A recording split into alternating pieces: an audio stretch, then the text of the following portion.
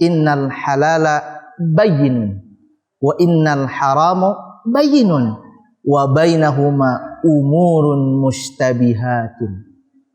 Sesungguhnya yang halal itu jelas, yang haram jelas, tapi ada satu perkara di antara yang halal dan haram, yaitu perkara yang subhan. Mari kita simak kisah berikut ini.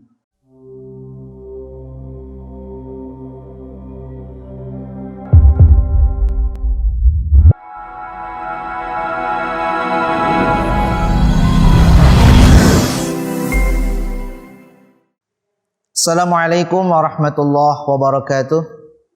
Alhamdulillahi wa kafa wassalatu wassalamu ala nabiyinal mustafa wa ala alihi wa ashabihi ala sidqi wal wafa amma ba'du. Sahabat assalam rahimakumullah. Pada kesempatan ini kita akan mencoba mengupas satu kisah yang mudah-mudahan membuat hati kita tergugah, termotivasi untuk senantiasa melakukan kebaikan dan bisa memilih-milih mana yang halal, mana yang haram, dan yang terpenting awas ada barang subhan. Rasulullah SAW bersabda, innal halala bayyinun wa innal haramu bayyinun wa bainahuma umurun mustabihatun. Sesungguhnya yang halal itu jelas, yang haram jelas, tapi ada satu perkara di antara yang halal dan haram, yaitu perkara yang subhan. Mari kita simak kisah berikut ini. Suatu ketika ada seorang pemuda. Pemuda tersebut sedang berjalan-jalan di siang hari.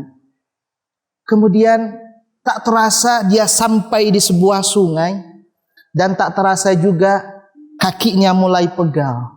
Kemudian dia duduk di sebuah pohon sambil merenung. Ketika merenung tersebut, tiba-tiba perutnya merasa keroncongan, kalau bahasa sekarang itu. Kuruyuk-kuruyuk mungkin bahasa Sundanya. Kemudian dia terfikirkan, aduh, makan apa ya saya? Terlintas dalam pikirannya, oh, ini ada pohon delima nih. Kebetulan ada yang jatuh.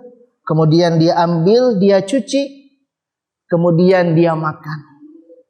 Dimakan sampai ketika mau habis itu buah delimanya, dia teringat, astagfirullahaladzim, apa yang aku makan ini ya Allah? Ini adalah buah yang saya makan yang belum tahu siapa pemiliknya. Kemudian dia membuang delima tersebut, lalu dia berjalan kembali. Si pemuda ini berjalan menelusuri sungai. Ternyata tiba dia di satu pohon yang memang di situ banyak sekali pohon delima. Kemudian di situ dia terlihat ada rumah. Kemudian dia mengetuk pintu, tok tok tok, assalamualaikum. Belum ada yang menjawab, tok tok kembali, tok tok tok, assalamualaikum. Lalu keluarlah, waalaikumsalam. Dibuka, ada seorang separuh baya. Kemudian, iya, ada apa nak? Mohon maaf pak, mau bertanya. Iya, ada apa? Silakan. Begini, tadi saya sedang jalan-jalan, kemudian kaki saya pegal, lalu saya istirahat di sebuah pohon. Kemudian tiba-tiba perut saya lapar. Lalu setelah saya lapar, kemudian saya ingin memakan sesuatu, tapi terlihat ada buah delima di bawah. Lalu saya ambil, saya cuci, saya makan.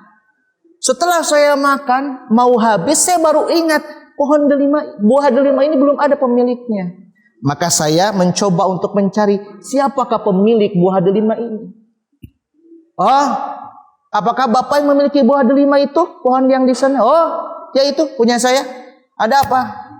Pak, mohon kiranya bapak mau menghalalkan buah ini untukku pak.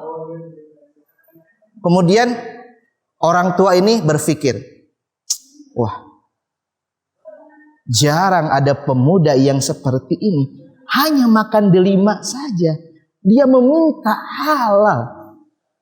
Ini bukan pemuda sembarangan. Oh, kalau gitu nggak bisa. Saya tidak akan memberikan buah itu menjadi halal sebelum engkau mau menerima syarat dariku. Waduh, si hati pemuda ini mulai, apa nih syaratnya nih? Apa nih syaratnya? Kemudian, ya sudah Pak, asalkan yang saya makan ini di dalam perut saya bisa halal, saya akan terima apapun syarat yang Bapak ajukan kepada saya. Oh, ya udah kalau seperti itu, Nak, kamu harus bekerja di sini kurang lebih 3 tahun tanpa digaji. Aduh, tanpa digaji. Oh iya, nggak apa-apalah. Saya rela, saya ikhlas, saya ini loh nggak digaji. Oke, siap. Akhirnya pemuda ini rajin setiap hari membantu orang tua tersebut. Sampai 3 tahun berlalu, si pemuda ini bertanya, Pak, iya Nak, ada apa Nak? Ini kan sudah 3 tahun Pak. Bapak waktu itu janji kepada saya ketika yang ingin menghalalkan buah delima itu, maka saya harus bekerja kepada Bapak 3 tahun tanpa digaji. Ya, sekarang sudah 3 tahun Pak, bolehkah saya pulang? Si orang tua ini seketika, wah ini anak rajin, ini anak ibadahnya juga bagus, sopan santun. Wah sayang, enggak, saya tidak bisa mengikhlaskan sekarang, tidak bisa memberikan kehalalan untuk delima tadi, enggak, saya enggak bisa. Terus gimana Pak? 3 tahun lagi deh. 3 tahun lagi Pak. Iya 3 tahun lagi. Pemuda ini mulai, ya udahlah Pak, enggak apa-apa, saya ikhlas, saya ridho. Demi halalnya yang saya makan ini di dalam perut saya supaya tidak haram, saya ridho bekerja lagi 3 tahun. Bekerja lagi 3 tahun. Dan si anak muda ini bukannya tambah loyo, tambah tidak semangat bekerja, tapi tambah semangat kerjanya, Masya Allah. Sampai orang tua tadi melihat, wah jarang ada pemuda seperti ini. Saya tidak akan menyia-nyiakan orang seperti ini. Akhirnya 3 tahun berlalu, menghadap kembali. Bapak, iya Nak, ada apa? Ini kan sudah 6 tahun Pak. Duh, saya rindu sama orang tua saya Pak. Saya belum pulang-pulang. Oh gitu?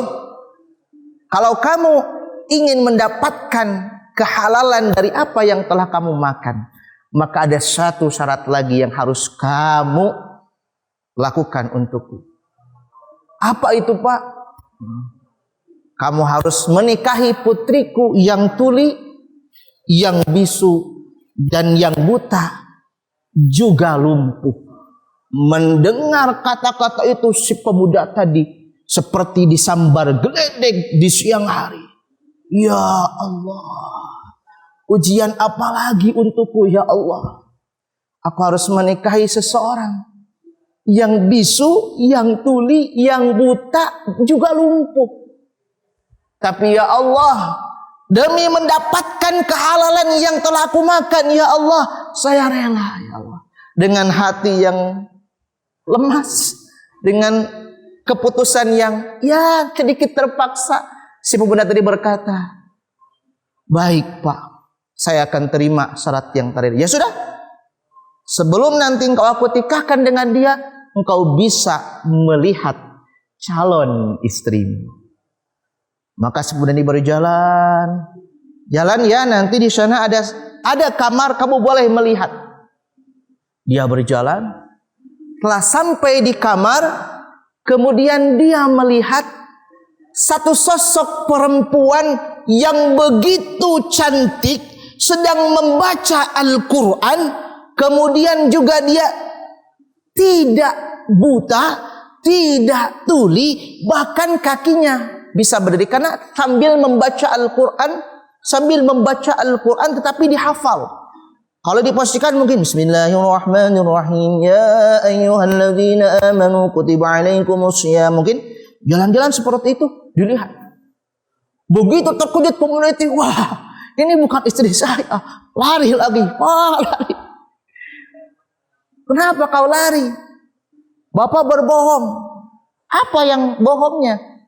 Katanya saya ditikahkan dengan seorang wanita yang bisu, yang tuli, kemudian buta, juga lumpuh. Tapi yang saya tadi lihat, ya cantik, dia juga sedang membaca Al-Quran, dia juga ketika saya melihat, tidak sengaja dia melihat saya, kemudian juga dia tidak lumpuh. Saya nggak mau nikah sama yang itu, saya mau nikah sama yang tadi disebutkan supaya halal di dalam perut saya. Saya nggak mau sama yang itu. Tersenyum orang tua tadi. Nah, itulah perempuan yang akan kau nikahi. Maksudnya buta. Dia tidak pernah melihat sesuatu yang dilarang oleh Allah. Matanya selalu membaca Al-Quran. Matanya selalu melihat hal-hal yang baik. Kemudian yang kumaksud tuli, dia tidak pernah mendengarkan sesuatu yang dilarang Allah. Dia tidak senang mendengarkan sesuatu yang maksiat. Dia bisu, dia tidak suka membicarakan, menggunjing atau berkata-kata kasar, berkata-kata yang menimbulkan maksiat yang dilarang oleh Allah. Dan dia lumpuh, dia tidak pernah pergi kemana-mana selain beribadah, selain menjalankan apa yang aku perintahkan dan Allah perintahkan. Masya Allah, seketika itu si pemuda tadi menangis, ya Allah, ya Rabbana, terima kasih. Nah, inilah sebagai upah bahwa engkau telah bekerja selama 6 tahun di sini tanpa digaji, dan saya melihat keseriusan engkau hanya gara-gara sebuah dilema engkau rela bekerja dan untuk menghalalkan apa yang engkau makan, maka itulah hadiah untukmu. Dan ternyata pemuda tersebut adalah Idris bin Syafi'i, yaitu ayah dari Imam Asy-Syafi'i, dan yang dilihat olehnya adalah ibundanya, dan mereka kemudian menikah dan lahirlah seorang ulama besar yang bernama Muhammad bin Idris bin Syafi'i. Sahabat as-salam rahimakumullah, dari kisah yang tadi telah kita simak bersama-sama, yang pertama, kalau kita ingin mendapatkan keturunan yang hebat, dimulai dari orang tuanya, ayah dan ibunya. Apa yang dimakan oleh ayah ibunya, apa yang dimakan oleh anak-anaknya, apa yang diberikan oleh orang tua untuk anak-anaknya, halal, haram, ataukah mungkin remang-remang. Kemudian yang kedua, untuk mendapatkan sesuatu yang membuat kita bisa menjadikan itu dalam diri kita, dalam tubuh kita itu halal, maka dia harus bekerja selama 3 tahun. Artinya apa? Ketika kita berusaha semaksimal mungkin lillahi ta'ala, berusaha lillahi ta'ala, kita berusaha mati-matian, insya Allah Allah akan memberikan sesuatu yang terbaik. Kemudian yang terakhir, yang ketiga, orang yang hebat, orang yang hebat atau anak yang soleh, yang hebat akan lahir dari orang tua yang hebat. Terima kasih. Assalamualaikum warahmatullahi wabarakatuh.